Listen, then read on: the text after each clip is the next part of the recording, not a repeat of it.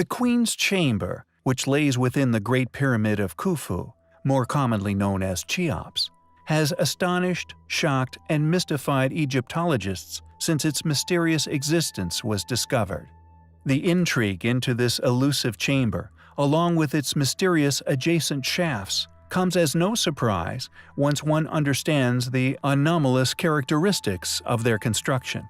As we have already covered before, massive cover-ups have been suspected as taking place surrounding this mysterious chamber since its discovery. Strange shaft tunnels, set at a 45-degree incline no larger than 20 centimeters in diameter, run away from this room, and no one seems to know why. Not only would these ancient shafts require being hermetically sealed during the pyramid's construction to stop them from becoming blocked, but the excruciating effort that would have gone into making them becomes all the more of a confusing undertaking once you realize they were not even connected to the chamber, but hidden 40 centimeters away from entering the tomb within the walls, completely invisible from the inside of the burial room located deep within the structure. Cheops, noticeably being the only pyramid to have ever been constructed with such shafts, making their addition a popular mystery within Egyptian history.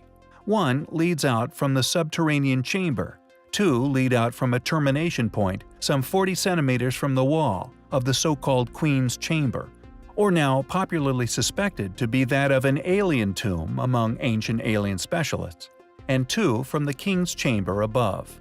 Here is where our story becomes interesting. Rudolf Gantenbrink, famous for actually discovering the blocking door within one of the Queen's Chamber shafts, which could lead to an as-yet undisclosed tomb, has also made other curious discoveries within the Great Pyramid. Discoveries which could only be explained by modern covert explorations of tunnels that were supposedly to that point unexplored.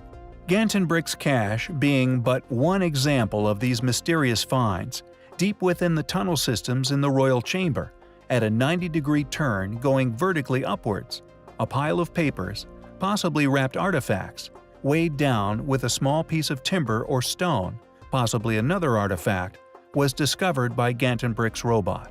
Also, during initial location attempts to find access tunnels leading to the Queen's Chamber, several blocking stones required removal. After the removal of the seventh block, a modern-era hexagonal steel rods were discovered discarded upon the tunnel's floor.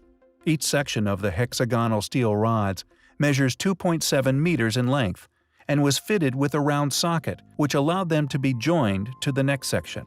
In one of the lower shafts in 1872, Wayneman Dixon found three more objects, which could be considered proof of prior covert exploration of the mysterious northern shafts.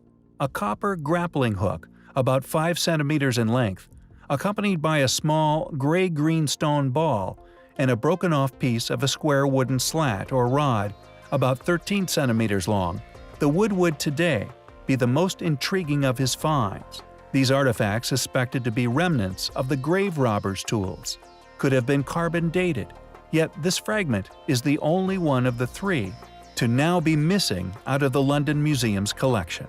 Unfortunately, in his writings, Dixon doesn't say in which of the two lower shafts he actually found the objects, but he mentions them in connection with a northern one. Not only did these obviously highly intelligent people leave evidence of how they must have gotten in, but also traces upon the previous untouched ancient walls of the shafts within Cheops, clearly left by their previous robotic technologies.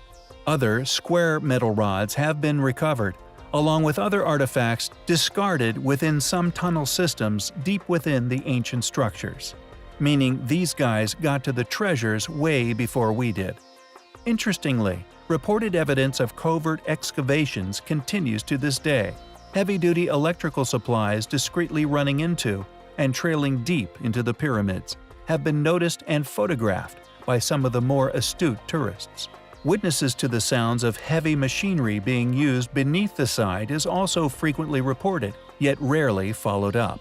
It seems it's not a question of whether brilliant minds have achieved the seemingly impossible in penetrating these secret layers, but more a question of how and what astonishing finds have possibly been kept concealed.